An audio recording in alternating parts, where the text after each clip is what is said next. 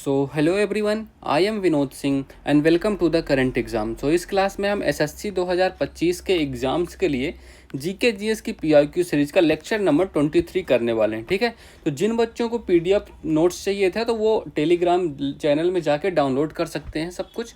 ठीक है, डिस्क्रिप्शन में लिंक पड़ी हुई है चैनल की। ठीक है, तो आप चलिए शुरू करते हैं। Question number 1। ठीक है, आ जाओ।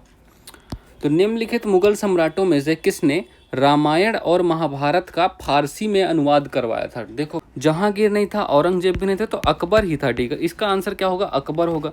अब अकबर के बारे में पता है अकबर का क्या सीन है? अकबर 1556 में गद्दी पे बैठा, मात्र 13 साल की उम्र में, है ना। 1556 से बैठा और कब तक रहा? 1605 में। 1605 तक था। 1605 तक तो था, बट 1601 में इसने अपना लास्ट वाला जो विजय की थी 1601 में, खांडेश विजय, है ना। तो ये तो आपको पता है, मैं अभी मैप में भी दिखाऊंगा खांडेश। ठीक है, तो ये आपको खांडेश विजय आगे वाले क्वेश्चंस पे दिखेगा। ठीक है, तो ये भी आपको ध्यान रखना, खांडेश विजय इनकी लास्ट विजय थी। ये क्वेश्चन सीजीएल ने पूछा था। ठीक है, इस वजह से। तो 1602 में इनके ही बेटे ने विद्रोह किया, दिन उसके बाद इनकी ज़्यादा चली ही नहीं। ठीक है, देखो अकबर ने क्या किया था। अकबर ने एक बनाया था महतब खाना, सॉरी मकतब खाना, है ना। तो मकतब खाना, सर इसका मतलब क्या होता है? मकतब खाना मतलब जो होता है, देखो इसका मतलब होता है ट्रांसलेशन। ठीक है, ट्रांसलेशन डिपार्टमेंट था ये आप इनका। ठीक है, तो ये आपको ध्यान रखना है बिल्कुल, ट्रांसलेशन डिपार्टमेंट ऐसा पूछ लेता है डायरेक्ट, है। तो ये कब बनाए थे इन्होंने? 1571 में इनको बनाया था। ठीक है, इसी ने क्या किया था? इसी ने महाभारत और रामायण का ट्रांसलेशन करवाया। देखो इसमें पहला तो हो गया महाभारत। ठीक है, तो महाभारत देखो, तो महाभारत इसका ट्रांसलेशन किया किसने था ये बताओ? महाभारत का ट्रांसलेशन किस में किया गया? एक किस नए टाइटल से किया, जिस टाइटल का क्या नाम था? रज्मनामा। ठीक है, तो रज्मनामा टाइटल से इसका अनुवाद किया गया। यह न्यू टाइटल था महाभारत का। किसने किया था ये अनुवाद? अनुवाद करने वाले थे अब्दुल, लिखो इनका नाम लिखना है यार तुमको, अब्दुल कादिर बदौनी। ठीक है, तो अब्दुल कादिर बदौनी का नाम आपको याद रखना है। ठीक है, अब्दुल कादिर बदौनी। ओके, तो अब्दुल कादिर बदौनी ने इसका ट्रांसलेशन किया था। ठीक है, तो ये आपको ध्यान रखना। एंड फैजी का नाम भी याद रखना, दोनों ने मिलके किया था। ठीक है, तो फैजी, फैजी का भी आपको नाम ध्यान रखना। ओके, अच्छा चलो अब रामायण का बताओ, रामायण का भी बता ही दो।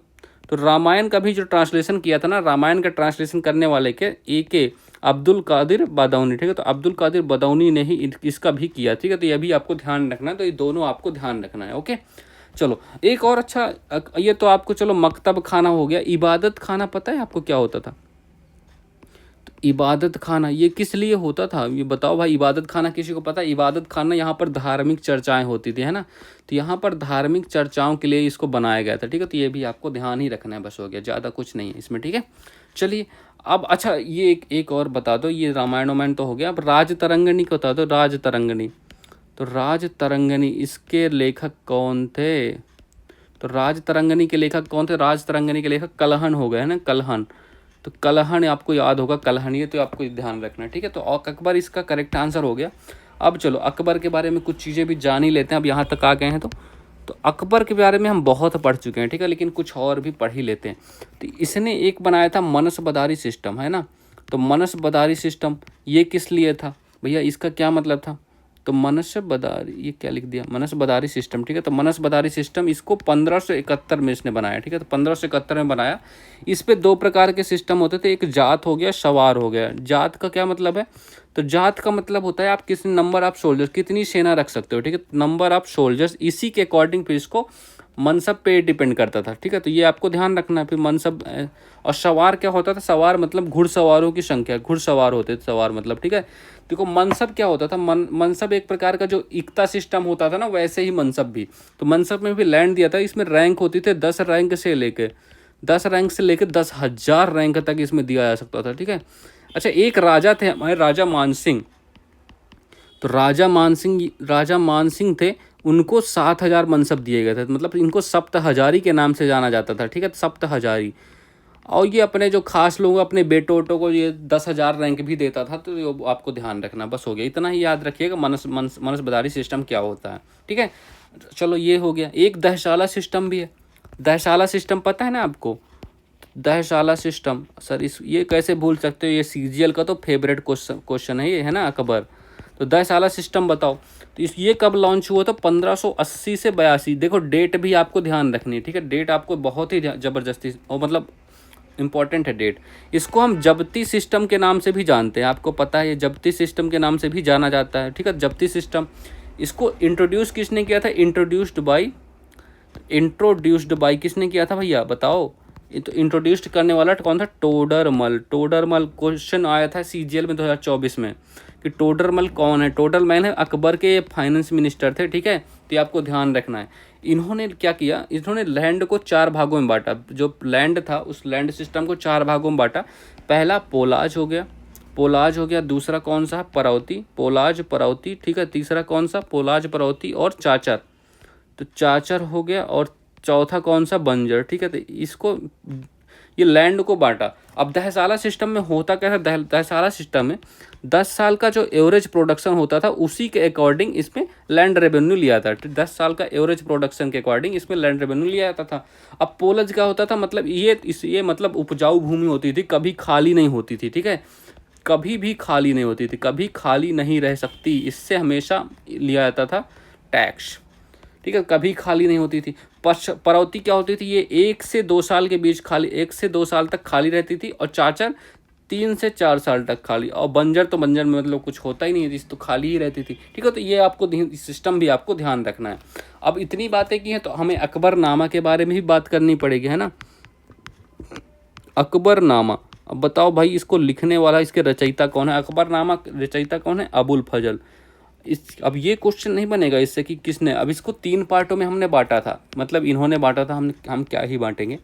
3 पार्टों में इसको बांटा गया था अकबरनामा को, ठीक है। पहले पार्ट में क्या था? पहले पार्ट में था कि जो अकबर के पूर्वज थे, एंसेस्टर्स के बारे में बात की गई थी, ठीक है, तो एंसेस्टर्स मतलब पूर्वज के बारे में बात की गई थी। दूसरे पार्ट में अकबर का जो राज था, रेन के बारे में बात की गई थी, ठीक है। तीसरे पार्ट में एडमिनिस्ट्रेशन, मतलब इसमें क्या था? आईने अकबरी, तो आईने अकबरी थी इसमें, इस जो आपके एडमिनिस्ट्रेटिव सिस्टम के बारे में बात करती थी, ठीक है। तो एडमिनिस्ट्रेशन सिस्टम, ठीक है, ये आपको लिख ही लेना। तो एडमिनिस्ट्रेशन, ठीक है, तो आपको ध्यान रखना एडमिनिस्ट्रेटिव सिस्टम थे। अब ये एडमिनिस्ट्रेटिव सिस्टम है, कभी कभी थोड़ा हो जाता है चलो, तो ये एडमिनिस्ट्रेटिव सिस्टम है जो इसने किससे कॉपी किया था? अकबर ने कॉपी किया था शेरशाह सूरी से। ये क्वेश्चन भी पूछ चुका है, एमटीएस में क्वेश्चन आया था और सीपीओ में भी सेम क्वेश्चन आया था। तो शेरशाह सूरी से इसने कॉपी किया था, तो ये आपको ध्यान रखना। तो क्वेश्चन आया था यार सीपीओ में आया था कि अकबर का जो एडमिनिस्ट्रेटिव सिस्टम है वो उसने किससे सीखा या किसका कॉपी किया था, तो शेरशाह सूरी उसका करेक्ट आंसर था, ठीक है। तो ये आपको ध्यान रखना। तो अकबर का हो गया चिट्ठा खत्म, option number C correct answer, okay. चलिए क्वेश्चन नंबर 2 करते हैं। 1930 में शुरू हुई किस महत्वपूर्ण घटना ने भारतीयों को स्वतंत्रता के लिए अहिंसक आंदोलन में शामिल होने के लिए प्रेरित करने और संबंधित करने में महत्वपूर्ण भूमिका निभाई? देखो, स्वदेशी आंदोलन तो बिल्कुल भी नहीं होगा। स्वदेशी आंदोलन कब हुआ था? स्वदेशी आंदोलन हुआ था आपका 1905 में, जब आपका बंगाल पार्टीशन वगैरह हुआ था ना, तो बंगाल पार्टीशन के बाद ये सब हुआ, ठीक है। तो बंगाल पार्टीशन, फिर 1906 में मुस्लिम लीग की स्थापना हुई, तो ये सब आपको ध्यान रखना। बंगाल ये तो होगा नहीं। गदर आंदोलन के बारे में पता है तुम लोगों को? ये 1913 में हुआ था, गदर आंदोलन 1913 में, ठीक है। अभी गदर पार्टी भी 1913 में किसने बनाई थी? लाला हरदयाल, याद रखना है आपको, ये क्वेश्चन बहुत इंपॉर्टेंट। लाला हरदयाल हो गए, लाला हरदयाल, और कौन था? सोहन सिंह भखाना, तो ये भी लिखो सोहन सिंह भखाना, ठीक है। तो भाखना या भखाना लिख लो, भाखना लिख लो तुम लोग, चलो। और भाई परमानंद, ठीक है, तो भाई परमानंद का भी नाम आपको ध्यान रखना। तो ये सब गदर पार्टी से एसोसिएटेड थे, तो इनका नाम आपको नहीं भूलना, बिल्कुल, ठीक है। चलो और क्या कर सकते हो? अच्छा फिर हाँ, इसी के बाद क्या 1914 में क्या हुआ था? 1914 में एक घटना हुई थी कामागाटा मारू, ये क्वेश्चन भी सीजीएल ने पूछा है, ठीक है। तो कामागाटा मारू ये क्या है सर? ये एक जहाज का नाम था, ठीक है, जो जापान से रिलेटेड था। तो ये कहाँ से? हांगकांग सिंगापुर से स्टार्ट हुआ था, ठीक है। वेट क्या हो गया यार, इसकी बैटरी नहीं है क्या? चलो है तो चलो, तो ये जापान का जहाज था, तो हांगकांग से स्टार्ट हुआ था। हांगकांग सिंगापुर भी ऑप्शन हो सकता है, ठीक है। तो सिंगापुर से स्टार्ट होके ये, ठीक है, तो ये कहाँ गया था? वैंकूवर के बाद ये इंडिया आया था, ठीक है। तो इसका भी आपको ये बहुत ही पूछी जाती है घटना, तो 1914 में हुई थी तो वैंकूवर के बाद ये इंडिया में आ गई थी, ठीक है। तो ये आपको ध्यान रखना है, इंडिया वेस्ट बंगाल में रुकी थी, कोलकाता में, ठीक है। अब चलो ये तो आपने देख लिया। भारत छोड़ो आंदोलन भी नहीं होगा, 1942 में हुआ था ये, है ना। अब आता हमारा असली आंसर, जो हमारा नमक सत्याग्रह, यही आपका करेक्ट आंसर होगा। अब इसके बारे में देख लेते हैं, आ जाओ भाई। तो देखो, लाहौर का अधिवेशन हुआ था, है ना। तो लाहौर अधिवेशन कब हुआ था? लाहौर का जो INC का अधिवेशन हुआ था 1929, तो 1929 में हुआ था। इसमें हमने क्या लक्ष्य रखा था? इसमें हमने कहा कि अब हमें कुछ नहीं चाहिए, अब हमें सिर्फ चाहिए पूर्ण स्वराज्य। अब हम पूरी तरह से आज़ाद होना चाहते हैं, बहुत हो गया तुम लोगों का, पूर्ण स्वराज्य की मांग आ गई, ठीक है। तो ये तो आपको पता है। तो अब देखो 1930 में, इसी बीच 1930 में क्या होने वाला था? राउंड टेबल कॉन्फ्रेंस, ठीक है। तो पहली राउंड टेबल कॉन्फ्रेंस होनी थी।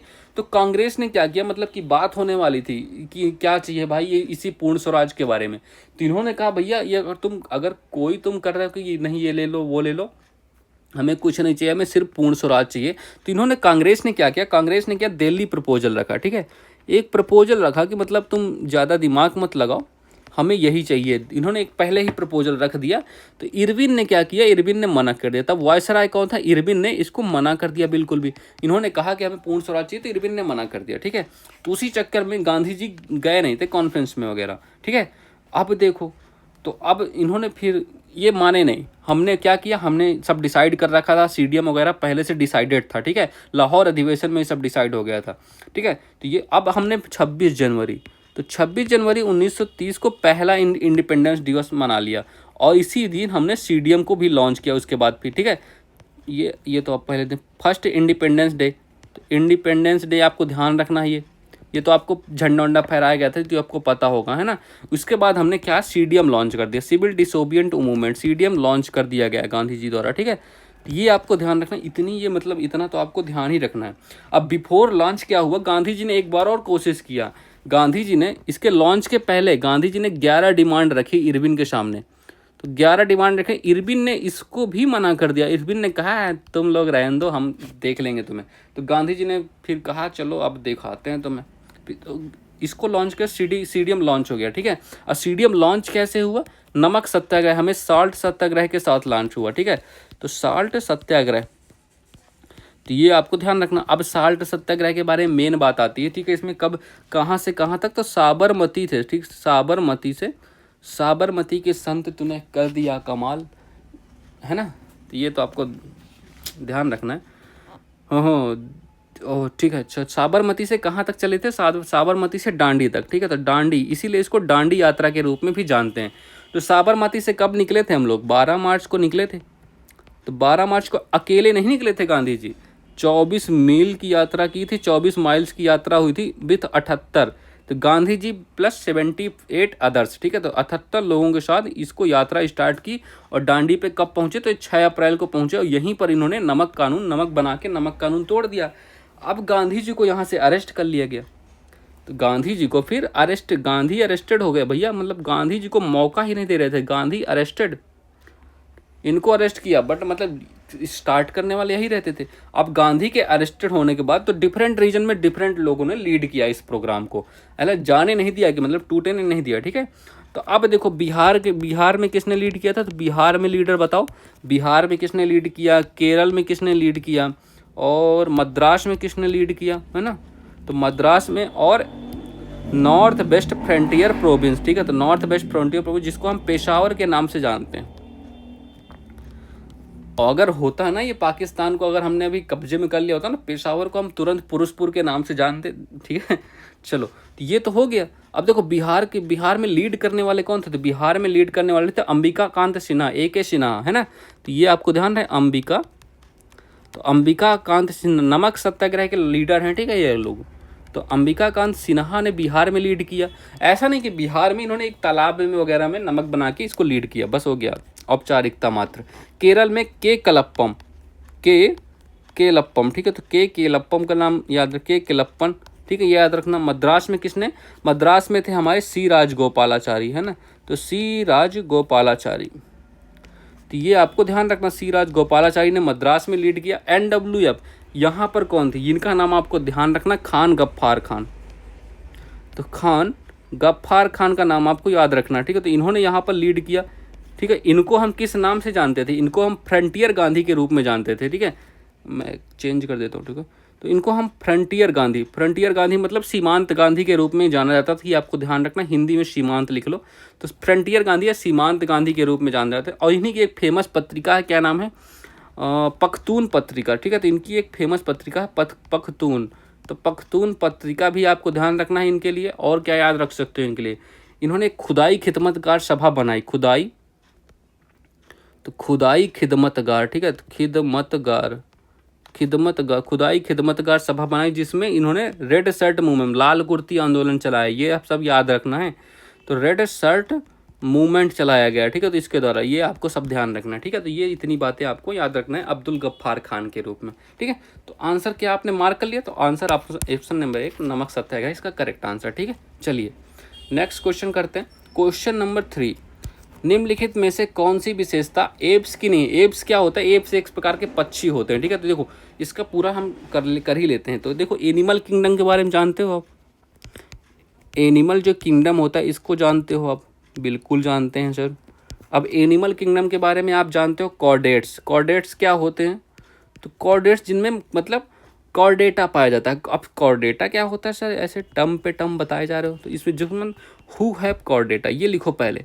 तो हु हैव कॉर्डेटा, उनको हम कॉर्डेट्स कहते हैं। कॉर्डेटा है क्या, कॉर्डेटा का मतलब क्या होता है सर, तो कॉर्डेटा मतलब, कॉर्डेटा ये हमारा जो नोटो कॉर्ड का बना होता है, ठीक है। नोटो कॉर्ड का बना होता है, ये तो आपको पता है सर, मतलब क्या होता है सर, ये तो बता, अ रॉड लाइक स्ट्रक्चर, आप समझ आ गया।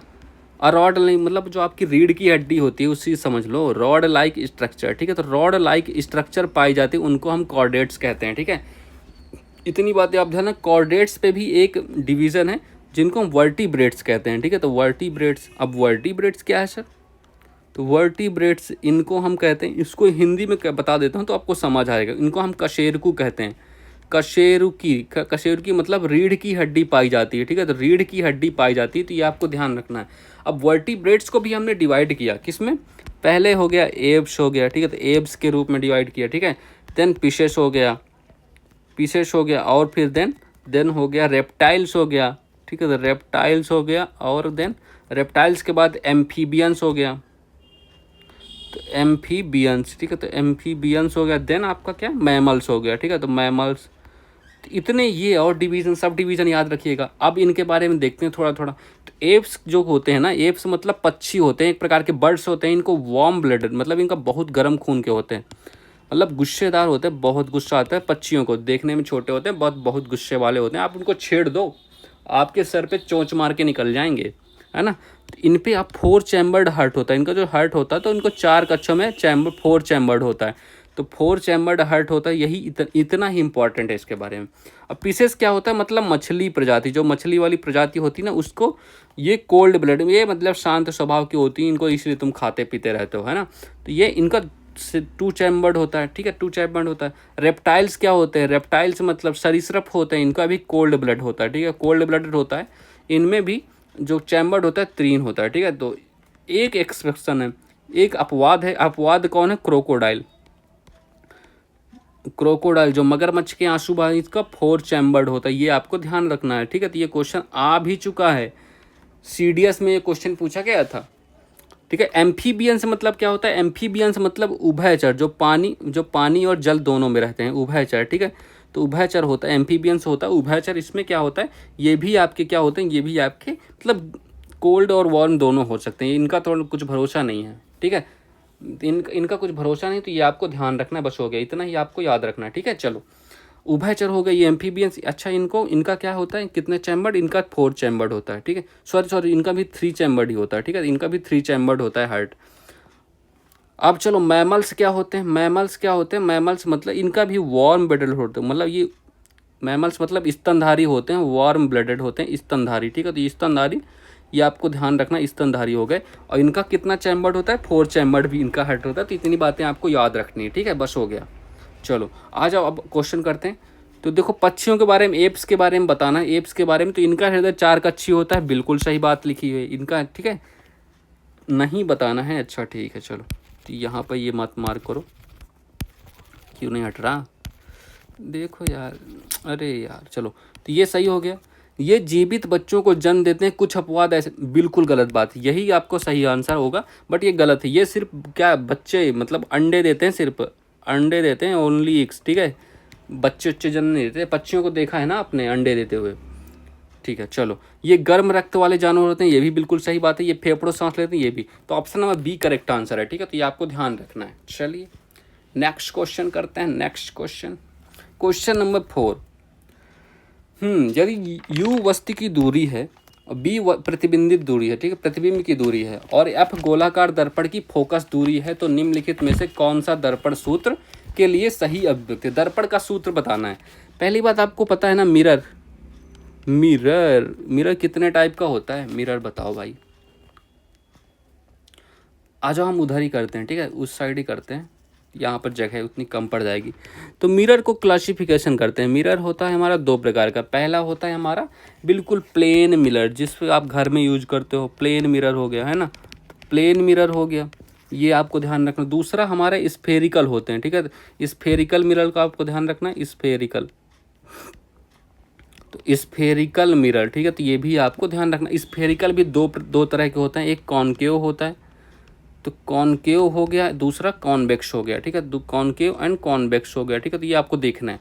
अब देखो प्लेन मिरर क्या होता है। प्लेन मिरर में सब क्या होता है सर, इसमें जो इमेज होती है ना आपकी, तो इमेज जो होती है वो सेम डिस्टेंस पे बनती है, सेम डिस्टेंस पे बनती है इमेज, बिल्कुल सेम डिस्टेंस पे।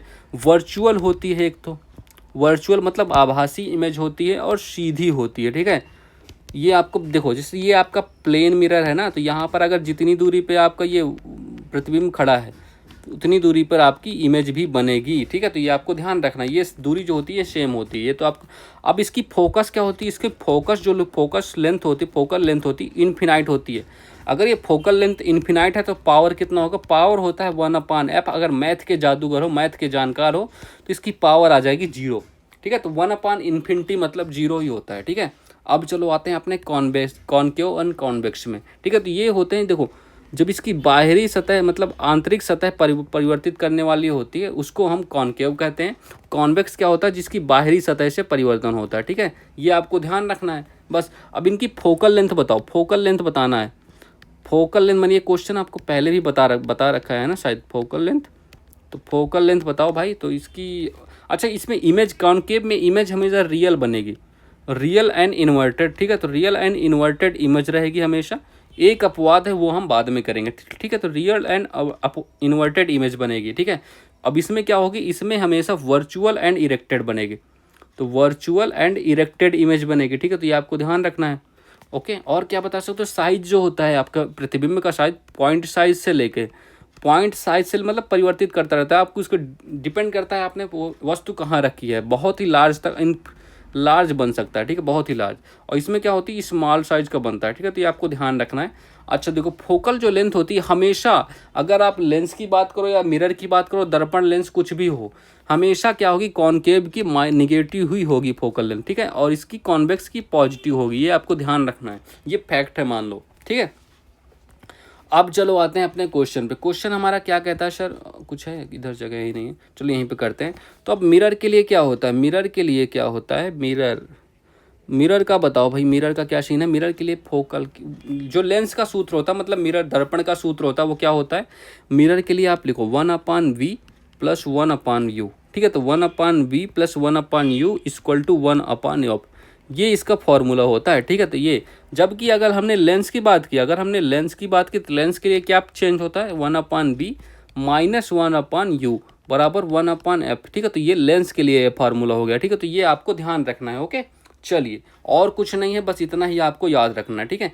अच्छा चलो, आवर्धन कैसे याद करते हैं, मैग्नीफिकेशन कैसे याद करते हैं, वो भी आपको देख लेना, यहीं पर देख लो मैग्नीफिकेशन। तो मैग्नीफिकेशन का फॉर्मूला भी देख लो, ठीक है। मैग्नीफिकेशन क्या होता है सर, इसमें हाइट ऑफ इमेज मतलब प्रतिबिंब की ऊंचाई अपन हाइट ऑफ ऑब्जेक्ट की ऊंचाई, ठीक है। तो ये कितनी होती, ये डिपेंड करती है -v/u। अब ये किसके लिए बता दी मैंने, ये बता दी हमने मिरर के लिए। तो ये मिरर के लिए ये फार्मूला होता है, जबकि लेंस के लिए क्या होता है, लेंस के लिए क्या होता है, तो लेंस के लिए फार्मूला होता है सर अपन लेंस, और सर क्या बोल रहा हूँ, लेंस के लिए क्या फार्मूला होता है, लेंस के लिए होता है सिर्फ v/u, मतलब माइनस हटा दो तुम लोग, बस यही हो जाएगा, ठीक है। तो यही हो जाएगा। ये आपको ध्यान रखना, ये दोनों फार्मूले मतलब चारों फार्मूले याद रखने हैं आपको, ठीक है। तो इसका क्या आंसर होगा, इसका आंसर होगा दर्पण के लिए क्या फार्मूला मैंने ये बताया, ठीक है। तो 1/b plus option number C correct answer, ठीक है। चलिए तो क्वेश्चन नंबर 5 करते हैं। तो 1662 में किसने समीकरण P1 बराबर P2 का वर्णन किया, जहां P1 और B1 प्रारंभिक दबाव और आयतन मान है और P2 और B2 परिवर्तन के बाद गैस के दबाव और आयतन है। तो ये तो आपको पता है ना, ये किसने दिया था।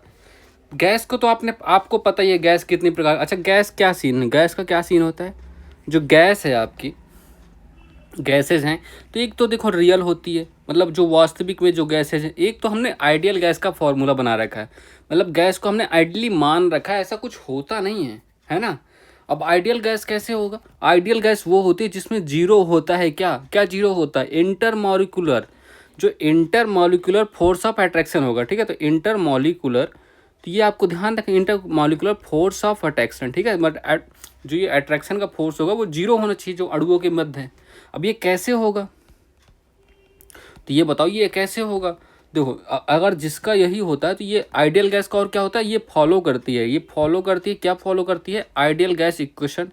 अब सर आइडियल गैस इक्वेशन क्या है, आइडियल गैस इक्वेशन है हमारा PB = nRT। अच्छा PB = अरे यार क्या हो गया, चलो तो PB = nRT, ये होता है हमारा आइडियल गैस का फॉर्मूला।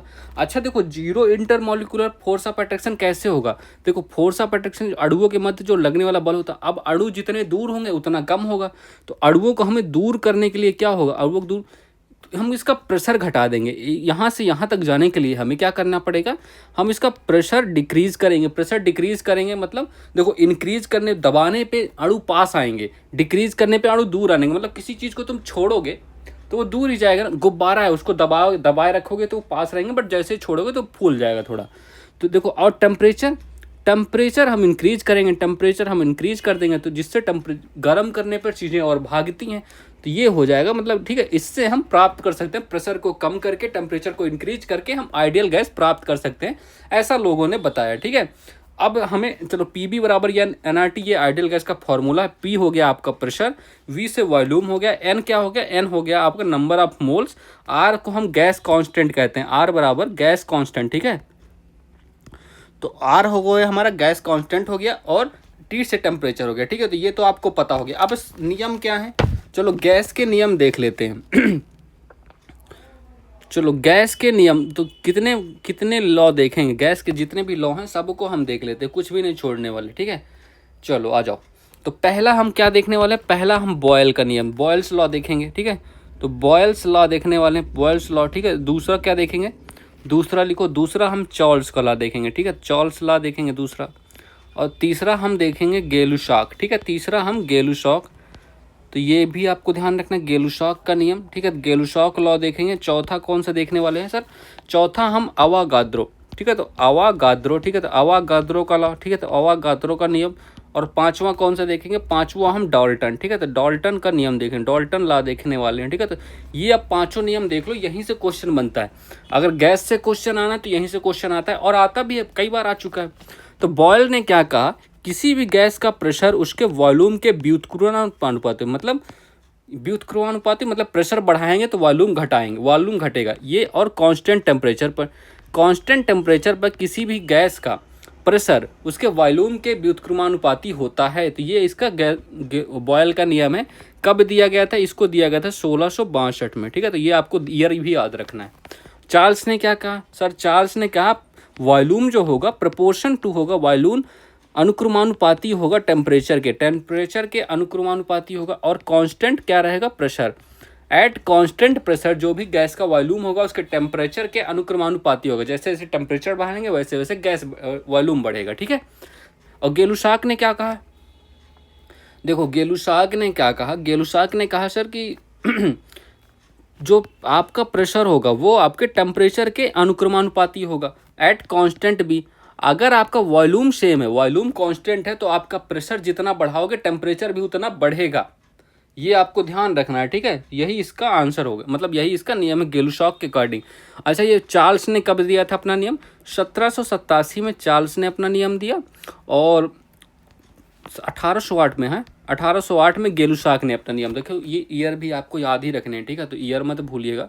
अवोगाद्रो का नियम क्या है, अवोगाद्रो के नियम के अकॉर्डिंग क्या कहते हैं, देखो अगर किसी भी गैस का पीबीटी सेम है, तो पीबीटी अगर सेम है तो क्या होगा, नंबर ऑफ मोल्स भी सेम होंगे, नंबर ऑफ मोल्स भी सेम होंगे। तो ये इसका अवोगाद्रो का नियम है। अच्छा, अवोगाद्रो नंबर फेमस नंबर है बहुत ज़्यादा, इसका क्या मानो 6.022 गुणे 10⁻²3, ठीक है, ये आपको ध्यान रखना अवोगाद्रो नंबर है, ठीक है। तो ये आपको अवोगाद्रो का ला याद रखना। डाल्टन का नियम क्या, इधर जगह ही नहीं है, चलो यहीं पर लिख लेते हैं।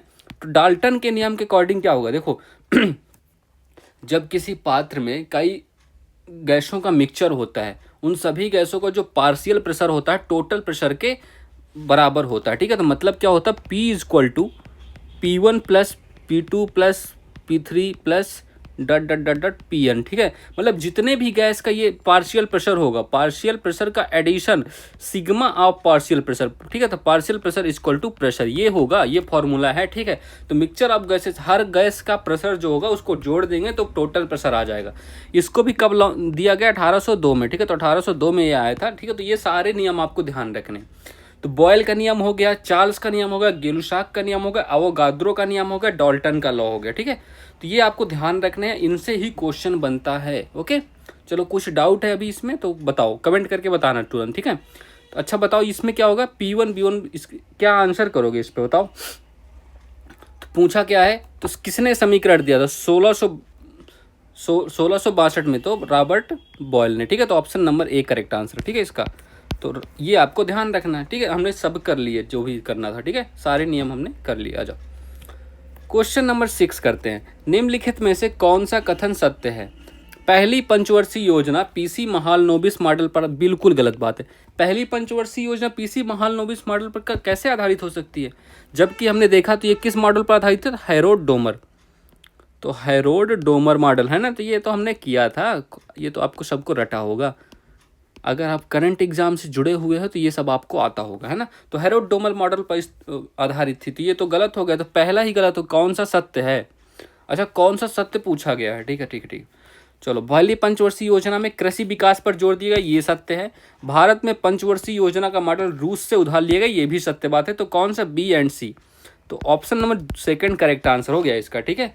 अब देखो पंचवर्षीय योजना, अच्छा जो पहली पंचवर्षीय योजना थी उसमें क्या था, जो फर्स्ट 5 ईयर प्लान था, ठीक है। तो इसमें और हमने क्या किया था, इसमें हमने 5 IIT बनाए, 5 IIT की स्थापना की, ठीक है। तो ये आप रखना, इसमें टारगेट क्या था, इसमें टारगेट जो था ना, टारगेट हमने अचीव किया था 2.1% से, 2.1% टारगेट रखा था, बट जबकि हमने 3.6% बनाया था, ठीक है। अचीव हमने ज़्यादा किया था, ये तो आपको पता ही है, ठीक है। और ये कृषि पर आधारित थी, ये भी आपने देख लिया, ठीक है। तो ये आपको बिल्कुल याद रखना है। ओके, चलिए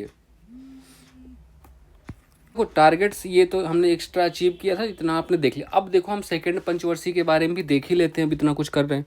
तो सेकेंड 5 ईयर प्लान, इसको बताओ भाई ये किस मॉडल पे, ये आपका था पीसी महालनोबिस मॉडल पर, ठीक है। तो पीसी महालनोबिस मॉडल पर आधारित था ये, ठीक है। तो पीसी महालनोबिस मॉडल पर ये आधारित था, ठीक है। अब इनका, अच्छा इनका जन्म कब हुआ था, तो इनका जन्म जो हुआ था, पीसी महालनोबिस जी का जन्म हुआ था 29 जून को हुआ था।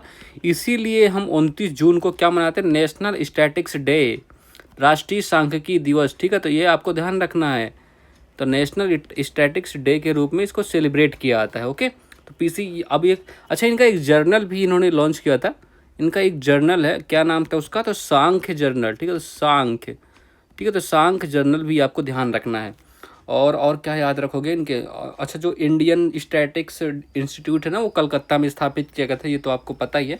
तो सेकेंड 5 ईयर प्लान में हमने क्या देखा, तो रैपिड इंडस्ट्रियलाइजेशन, मतलब औद्योगिकरण होना था इसमें, इंडस्ट्रियलाइजेशन, ठीक है। तो ये आपको पता है। अच्छा इसके अकॉर्डिंग हमने क्या क्या स्थापित किया था, हमने बताओ भाई, किसी को कुछ पता है। हम कर चुके हैं सारी पंचवर्षीय योजना, हम टोटल कर चुके हैं, मैं रिवीजन करवा रहा हूँ आपका। तो हमने देखो भिलाई में क्या स्थापित किया, भिलाई में, एक तो भिलाई में हमने, और भिलाई दुर्गापुर, ये अच्छा किसके सहयोग से स्थापित किया हमने ये संयंत्र, ठीक है। तो दुर्गापुर हो गया, भिलाई हो गया, दुर्गापुर हो गया, और तीसरा कौन सा, राउरकेला, है ना। तो राउरकेला, ये तीनों को हमने किसके सहयोग से स्थापित किया, ये कहाँ है। भिलाई तो आपका हो गया छत्तीसगढ़, भिलाई तो आपका छत्तीसगढ़ में, ये तो कन्फर्म है, ठीक है।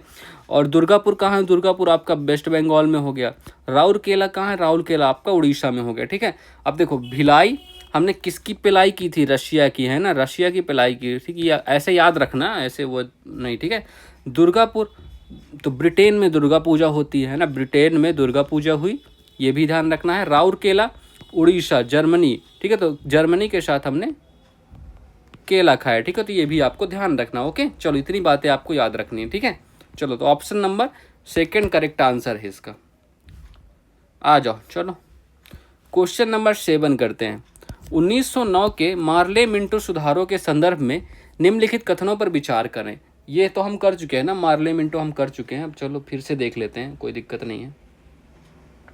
आ जाओ, तो इन्हें भारतीय परिषद अधिनियम, Indian council act, Indian council act, बिल्कुल सही बात है ये। चलो देखो, तो these are also called Indian council act, बिल्कुल सही बात है। देखो कई बार मिलता है गवर्नमेंट ऑफ इंडिया एक्ट, ठीक है, तो ये नहीं था, ये कई बार यहाँ पे आपको कंफ्यूजन होगा, but government of India act से बिल्कुल भी कंफ्यूजन मत कीजिएगा। Okay, this increase the number of legislative, बिल्कुल सही बात है, 16 से 60 कर दी गई, 16 to 60 कर दी गई थी ये नंबर ऑफ लेजिस्लेटिव काउंसिल की, है ना, तो ये भी सही है। Muslims were given right to separate election, ये भी करेक्ट है, तीनों स्टेटमेंट करेक्ट है, ठीक है। तो फिर कौन सा सही है, तो ऑप्शन नंबर सी करेक्ट हो गया, ये सी करेक्ट है, ठीक है। अब देखो, अब ये 1909 का जो एक्ट था ना, 1909 का जो एक्ट था, इसमें कौन थे, तो इसमें आपके मिंटो जो वायसराय थे, मिंटो आपके वॉइस, चलो अगले पेज पे ही कर लेते हैं, ठीक है। तो ये 1909 का एक्ट, 1909 का एक्ट हो गया, और ये 1919 का एक्ट हो गया, ठीक है, दोनों को ही देख लेते हैं अभी, ठीक है। अब यहाँ पर इसको, इसमें क्या था, मिंटो जो आपके वायसराय थे, मिंटो वायसराय थे, ये वायसराय का नाम आपको याद रखना, मिंटो वायसराय थे, यहाँ पे मार्ले मिंटो थे, और ये मांटोगी चेम्सफोर्ड था, है ना, चेम्सफोर्ड, तो चेम्सफोर्ड यहाँ के वायसराय थे। 1919 में कौन थे वायसराय, चेम्सफोर्ड थे, ठीक है, तो ये भी आपको ध्यान रखना है, दोनों आपको साथ साथ याद रख लो। चलो अब इसमें क्या था, अब जो मार्ले थे वो सेक्रेटरी ऑफ स्टेट थे, तो उनका नाम आपको ज़्यादा ज़रूरी नहीं है। अब इनको मिंटो को ही, देखो यहाँ पर कम्युनल अवार्ड, कम्युनल जो इलेक्टोरेट है उसको स्टार्ट किया, तो इसलिए इनको मिंटो को फादर कहा गया, फादर ऑफ जनक कहा गया है, सांप्रदायिक चुनावों के जनक, मतलब फादर ऑफ कम्युनल इलेक्टोरेट, ठीक है, तो कम्युनल इलेक्ट्रोलेट, ठीक है, तो ये इलेक्ट्रोलेट, ये आपको इनको ध्यान रखना है, इनका नाम, ठीक है, ठीक है, तो ये आपको याद रखना है। और क्या होगा, इसमें एक इंडियन को, जो पहले इंडियन थे, फर्स्ट इंडियन थे, उनको काउंसिल में जगह दिया गया, फर्स्ट इंडियन जिनको काउंसिल में जगह दिया गया था, मतलब लेजिस्लेटिव में, और कौन थे वो, सत्येंद्र प्रसाद सिन्हा का नाम याद रखना, ठीक है, सत्येंद्र प्रसाद सिन्हा, ठीक है, तो बस इतनी बात आपको याद रखना है इस एक्ट में, ठीक है, तो सत्येंद्र प्रसाद सिन्हा का नाम आपको याद रखना। 1919 का एक्ट क्या कहता है, 1919 का एक्ट ने क्या किया, इसको मॉन्टेगू चेम्सफोर्ड, एक तो रिफॉर्म के नाम से जानते हैं हम, इसने एक्सटेंड किया, एक्सटेंडेड द सेपरेट इलेक्शन, जो सेपरेट इलेक्टोरेट था उसको एक्सटेंड किया, सिख तक किया, है ना, तो ये तो आपको पता है, एंग्लो इंडियंस को भी दिया गया, ये सब आपको पता है। ओके, तो इससे एक्सटेंशन ऑफ सेपरेट इलेक्टोरेट हो गया। और इसने क्या डायरकी लेके आया, डायरकी कहाँ आ गई, डायरकी आपकी प्रोविंसेस में प्रोविंशियल डायरकी आपकी ध्यान रखना। तो प्रोविंशियल जो स्टेट थे उसमें क्या, उसमें 2 सेक्ट बनाया गया, रिजर्व्ड सब्जेक्ट, ठीक है, तो रिजर्व सब्जेक्ट और एक ट्रांसफर्ड सब्जेक्ट, ठीक है, तो ये आपको ध्यान रखना है। और सेंटर पे क्या था, सेंटर पे बाई कैमरल लेजिस्लेचर था, ठीक है, तो बस इतनी बातें आपको इसमें ध्यान रखना, सेंटर पे बाई कैमरल था, बाई कैमरल मतलब दुसदनी, ठीक है, तो ये आपको ध्यान रखना, ठीक है, तो बाई कैमरल लेजिस्लेशन था 1919 के एक्ट के अकॉर्डिंग। ओके, इतनी बातें आपको याद रखना। अच्छा, जो डायरकी थी ना, इसको हमने ख़त्म कब किया, इसको इंड किया हमने, इसको इंड किया 1935 का जो एक्ट था, तो 1935 के एक्ट से इसको हमने सेंटर को ट्रांसफ़र कर दिया और प्रोविंसेस को हमने ऑटोनॉमी दे दी, ठीक है, तो ये सब हम पढ़ चुके हैं, फिर मैं बस रिवीजन करा रहा हूँ आपका, ठीक है। तो option number C correct answer है, ये तो हमने देख ही लिया, ठीक है। चलिए आ जाइए नेक्स्ट क्वेश्चन करते हैं। हाँ चलो, क्वेश्चन नंबर 8, ठीक है। निम्नलिखित बांधों का मिलान उन नदियों से करें जिन पर वो बने हैं, ये तो आपके लिए दाएं हाथ का खेल है ना। चलो आ जाओ करते। हीराकुंड किस नदी से, हीराकुंड बताओ भाई, तो हीराकुंड हम महानदी में जोड़ दें? बिल्कुल, आप बताओ कैसा कर दें? तो हीराकुंड को हमने महानदी में जोड़ा, ठीक है। और हीराकुंड महानदी में है, बल्कि ये है कहाँ? महानदी में, और ये है कहाँ? आपका उड़ीसा में, ठीक है। तो उड़ीसा में स्थित है महानदी, ठीक है। और नागार्जुन सागर का बताओ, नागार्जुन सागर डैम ये कहाँ? नागार्जुन, अर्जुन कहाँ? कृष्णा, अर्जुन कृष्ण ने उपदेश दिया, अर्जुन कृष्णा रिवर ये कहाँ है? तो नागार्जुन सागर आंध्र प्रदेश, ठीक है। तो ये भी ध्यान रखिएगा। सरदार सरोवर डैम, सरदार सरोवर डैम ये नर्मदा नदी पर गुजरात में, ठीक है। तो सरदार सरोवर नर्मदा नदी जो कि गुजरात में है, ओके। और नेक्स्ट बताओ, टेहरी डैम, टेहरी डैम कहाँ? टेहरी डैम आपकी भागीरथी रिवर में है ना। तो टेहरी डैम भागीरथी रिवर जो कि उत्तराखंड में, ओके। और क्या है? और बता दो भाई, राणा प्रताप सागर डैम ये कहाँ है? राणा प्रताप सागर डैम आपका चंबल नदी पे है, चंबल नदी जो कि कहाँ? राजस्थान में, ठीक है। तो बस इतनी, ये 5 के 5 याद रखना है। और क्या याद रख सकते हो? और देखो कुछ क्वेश्चन और है। लार्जेस्ट डैम कौन सा? लार्जेस्ट डैम आपका भाखड़ा नांगल ही हो गया, ठीक है। तो लार्जेस्ट जो आपका डैम है भाखड़ा नांगल डैम ही है, ठीक है। तो भाखड़ा नांगल डैम, तो भाखड़ा नांगल डैम हो गया लार्जेस्ट, ओके। तो ये आपको ध्यान रखना है।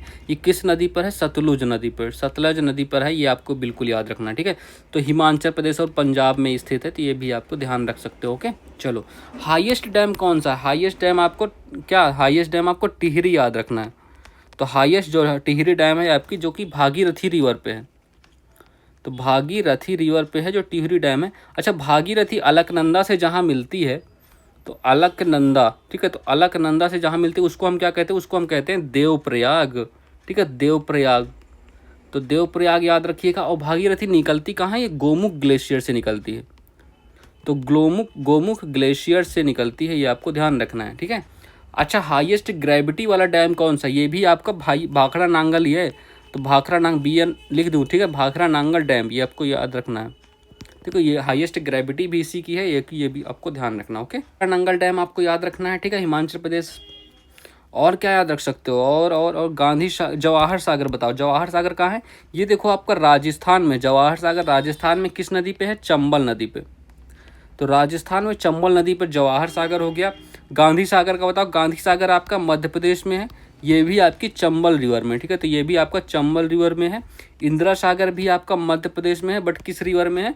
नर्मदा रिवर में, ठीक है। तो ये सब आपको ध्यान रखने हैं, बस हो गया, ठीक है। तो इतना क्वेश्चन आपको ध्यान रखना। तो ये आपको ये मिलान भी कर लीजिएगा सही से, मैंने करवा दिया है, समझ में आ जाएगा, ठीक है, कोई दिक्कत नहीं है। चलो, क्वेश्चन नंबर 9, बहमनी सल्तनत का संस्थापक कौन था? बहमनी सल्तनत हम कर चुके हैं क्या एक बार? मुझे तो लगता है हम कर चुके हैं, है ना। मुझे क्या ही, चलो ठीक है, देखते हैं, आ जाओ। तो बहमनी सल्तनत, तो बहमनी सल्तनत बताओ भाई। तो बहमनी सल्तनत के बारे में क्या जानते हो? पहले तो इसकी स्थापना हुई थी 1347 में। 1347 में किसने की थी? बहमन शाह, अलाउद्दीन हसन बहमन शाह, ठीक है। तो इनका क्या नाम है? अलाउद्दीन हसन। तो अलाउद्दीन हसन बहमन शाह, ठीक है। तो अब इनको और किस नाम से जानते हो तुम लोग? ठीक है, तो अलाउद्दीन हसन बहमन शाह के, ये तो इनका नाम हो गया। इनको हम हसन गंगू के नाम से भी जानते हैं, ठीक है। हसन गंगू के नाम से भी जाने जाते हैं। तो ये भी आपको ध्यान रखना, हसन गंगू इन्हीं का नाम है, ठीक है। तो ये आपको ध्यान रखना है। अच्छा, इन बहमनी सल्तनत में क्या होता था ना, इनमें जो होते थे, इनको प्रोविंसेस जो होते थे, इनके प्रोविंसेस, ठीक है। तो इनके जो प्रोविंसेस होते थे, इनको हम किस नाम से जानते थे? तरफ के नाम से जानते थे, ठीक है। तरफ के नाम से जानते थे, नोन एज तरफ, ठीक है। तो नोन एज तरफ। और जिन इनके जो मालिक होते थे या जो हेड होते थे, गवर्नर कह लो, गवर्नर जो होते थे उनको हम तरफदार कहते थे। तो तरफदार ये भी आपको ध्यान रखना है, ठीक है। तरफदार कहा जाता था, ये आपको याद रखना है, ठीक है। अच्छा चलो, और क्या है, और क्या बता सकते हो आप इसमें तो फेमस कुछ रूलर हैं, उनका नाम लिख लो। फिरोज शाह बहमनी, ठीक। पहली बात तो संस्थापक कौन थे? तो ऑप्शन नंबर डी याद मार्क कर लो। फिरोज शाह बहमनी के बारे में करते हैं। तो फिरोज शाह बहमनी, तो फिरोज शाह बहमनी इनके बारे में क्या खास बात है? ठीक है, तो फिरोज शाह बहमनी, ओके। तो इनके बारे में क्या खास? इनका कार्यकाल 1397 से लेके 1422 तक था, ठीक है। 1397 से 1422 तक था।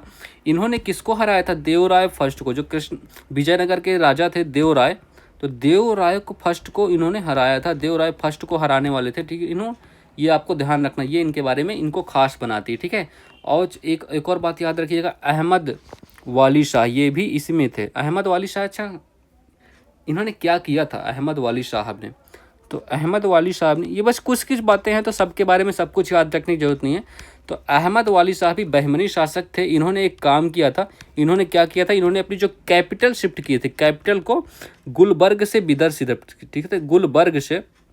तो जो कैपिटल इनकी गुलबर्ग में थी तो उनको इन्होंने शिफ्ट करके बिदर में कर दिया, ठीक है, बिदर में। तो ये भी आपको ध्यान रखना, बिदर तक ले गए। अब एक नाम और आपको याद रखना है जो इम्पोर्टेंट है बहमनी साम्राज्य से, महमूद गवान। ये शासक नहीं थे, इनका नाम मैं भी बताता हूँ तुम लोगों को। महमूद गवान कौन थे? ये ट्रेडर थे, एक व्यापारी थे। कहाँ से व्यापारी थे? ईरान से आए थे, ट्रेडर ईरान, ठीक है, तो फ्रॉम ईरान, ठीक है। तो इनका ये याद रखना, ट्रेडर थे, ईरान से आए थे। ये पीएम बनाए गए थे, पीएम इनको बनाया गया था किसके? मोहम्मद शाह सेकंड के शासन में, ठीक है। तो मोहम्मद शाह सेकंड, तो मोहम्मद शाह सेकंड के कार्यकाल में इनको पीएम बनाया गया, ठीक है। और इनको टाइटल दिया गया था, इनको टाइटल मिला था। टाइटल क्या मिला था इनको? मालिक ए तुज्जर।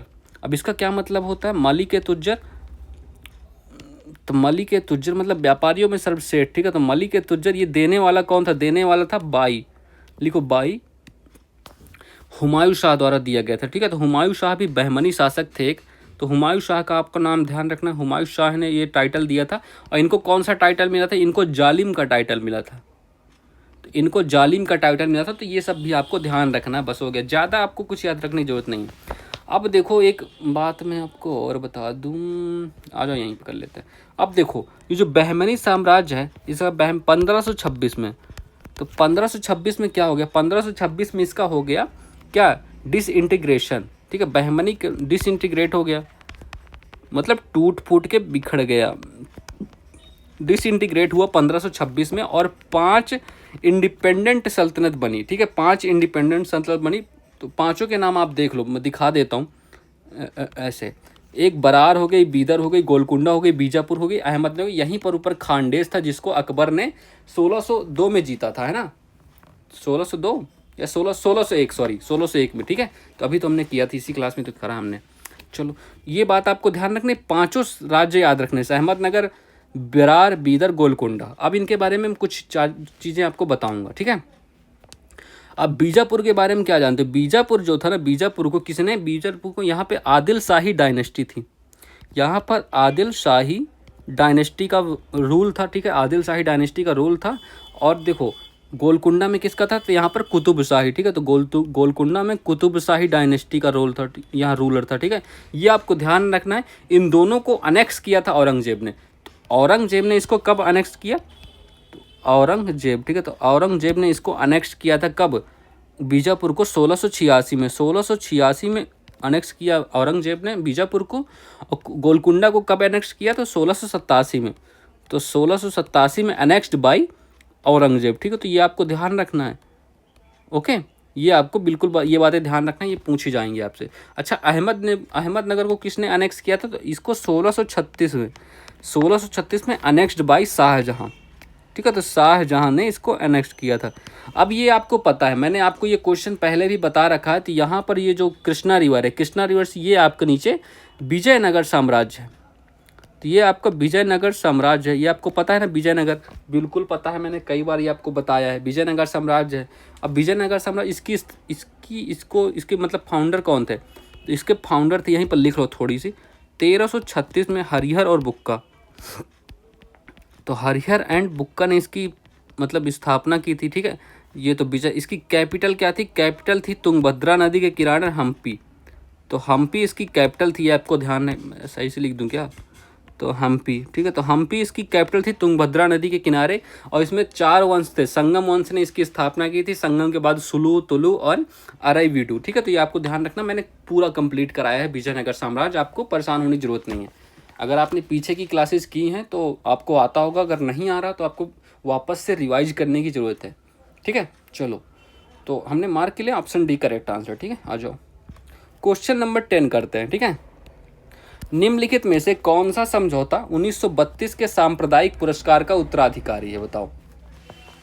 देखो हमारे पास के कौन थे? रामसे।